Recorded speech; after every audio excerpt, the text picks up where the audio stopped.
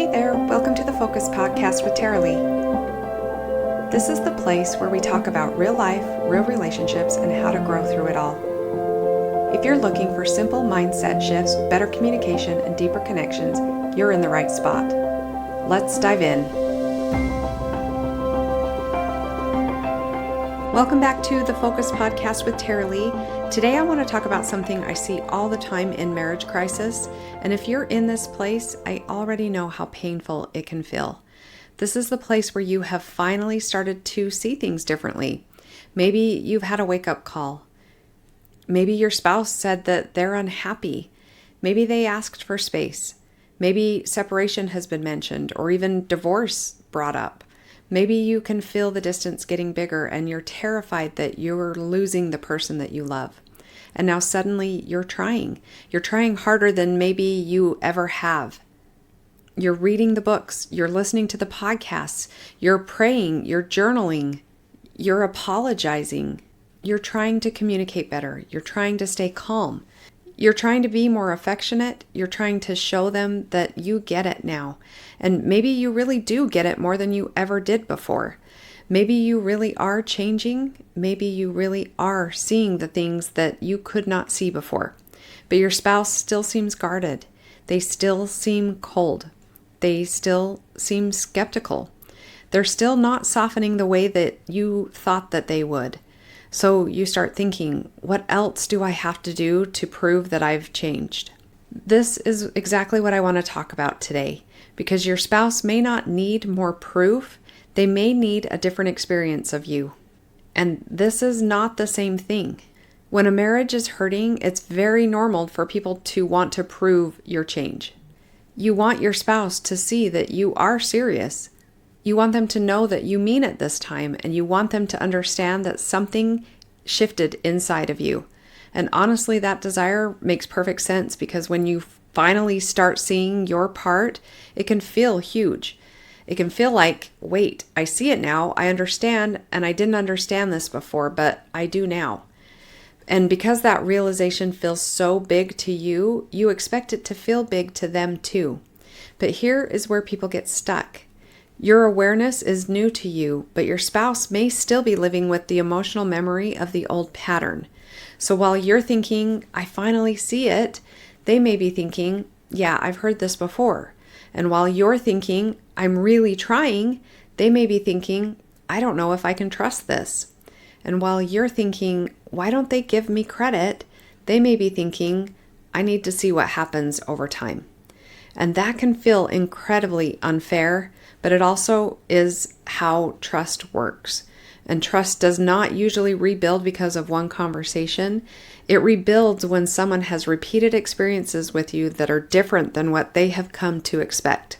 That's why proving change often doesn't work, because proving still has pressure inside of it. It says, please believe me now. It says, please reassure me now. Please respond to my growth in a way that makes me feel less afraid. And when your spouse already feels pressured or overwhelmed or unsure, that pressure can make them pull back even more. So your spouse is watching the pattern, not just the promise. And this is one of the most important things to understand. Your spouse is not only listening to what you say, they're watching what happens after you say it. They're watching what happens when they don't respond the way that you hoped. They're watching what happens when they're still hurt. They're watching what happens when they need more time. They're watching what happens when they bring something up and you feel accused. And they're watching what happens when they don't give you the reassurance that you want. Because this is usually where the old patterns start to come back. Let me give you an example.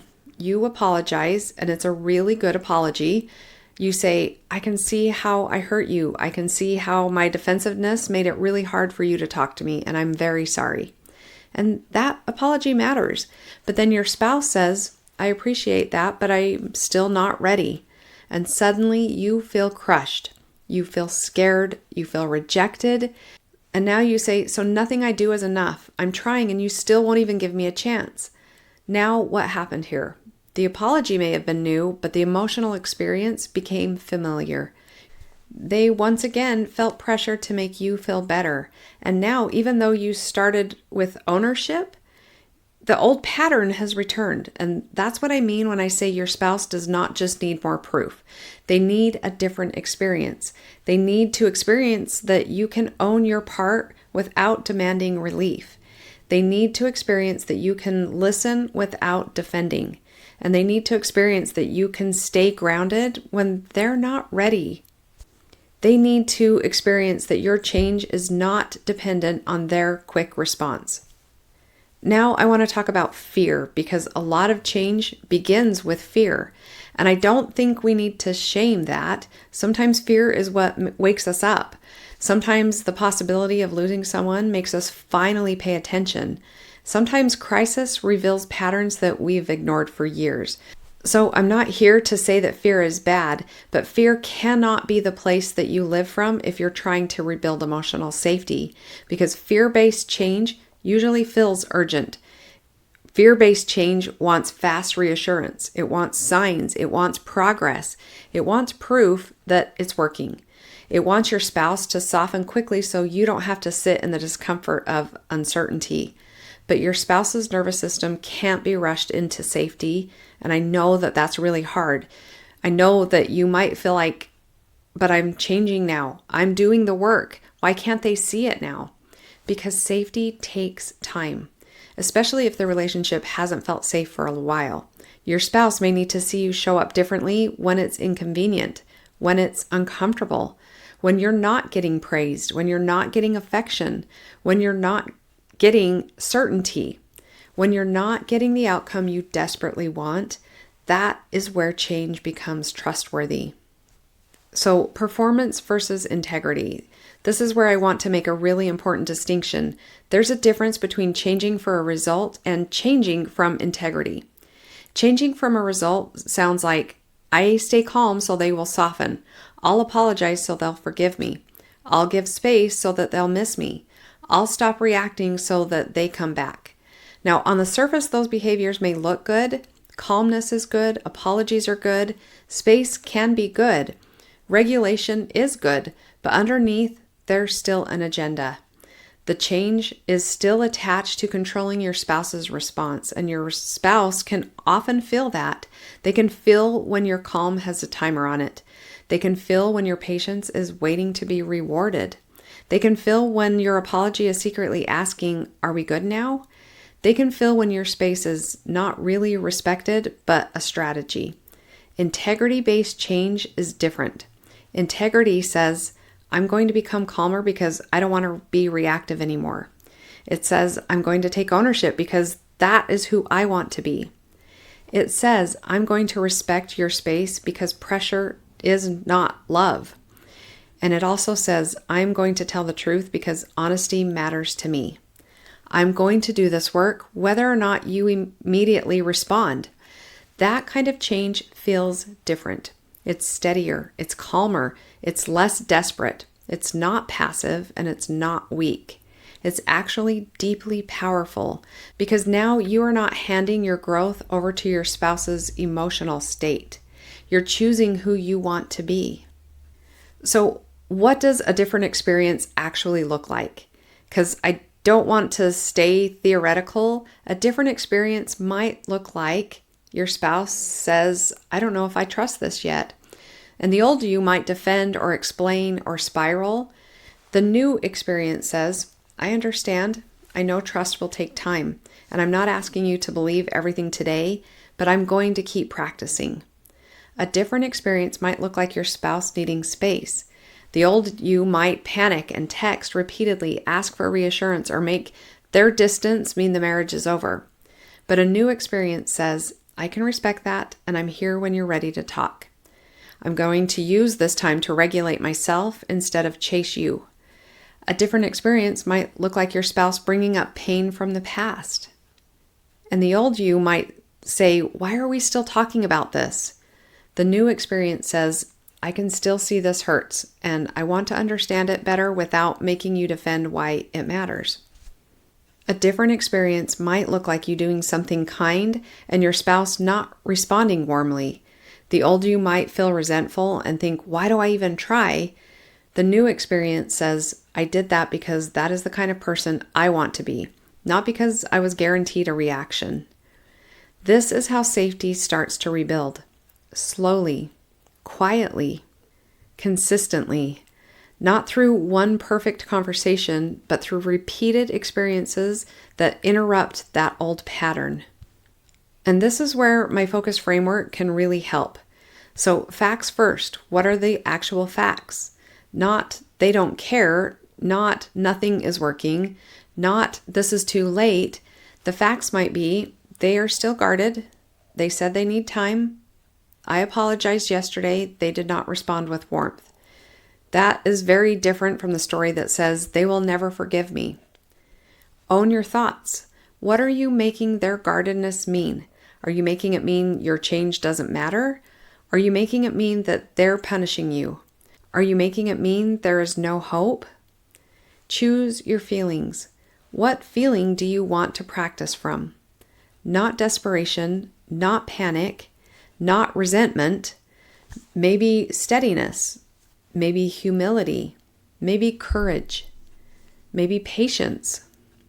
Next is understand your actions. What do you do when you feel fear? Do you pursue? Do you explain? Do you pressure? Do you shut down? Do you become cold? Do you make their pain about you? Shape your results. What results are your actions creating? Are they creating more safety or are they creating more pressure?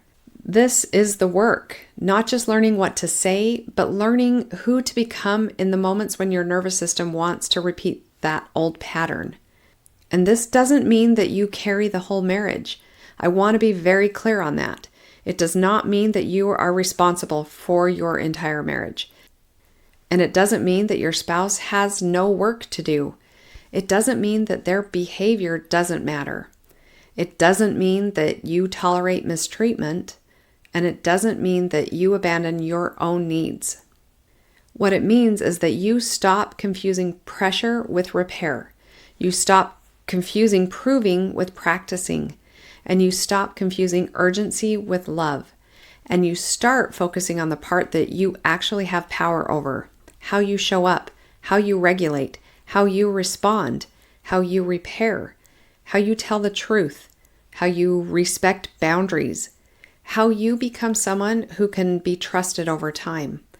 That is not small. That is leadership. That's emotional maturity. That is how cycles begin to change.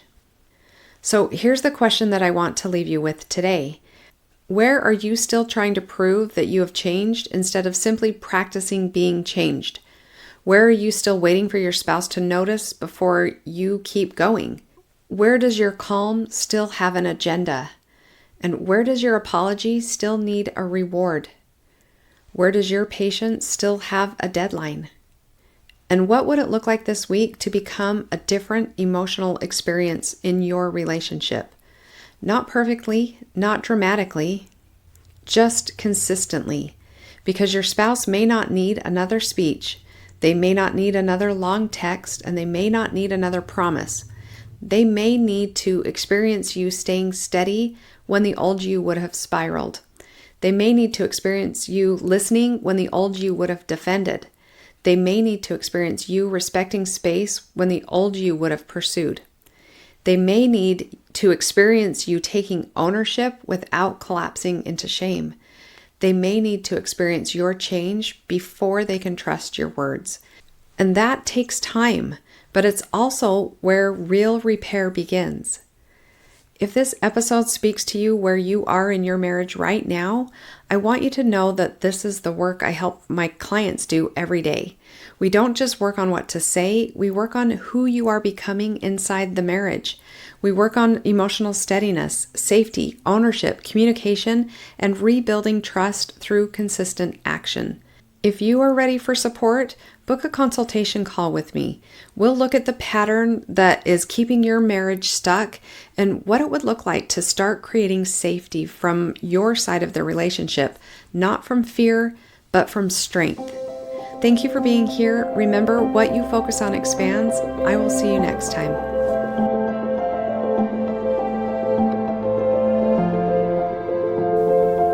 Thanks for hanging out with me today on the Focus Podcast. If something stood out or helped you in some way, Feel free to share it or leave a quick review. It means a lot. Keep showing up, keep growing, and I'll catch you in the next episode.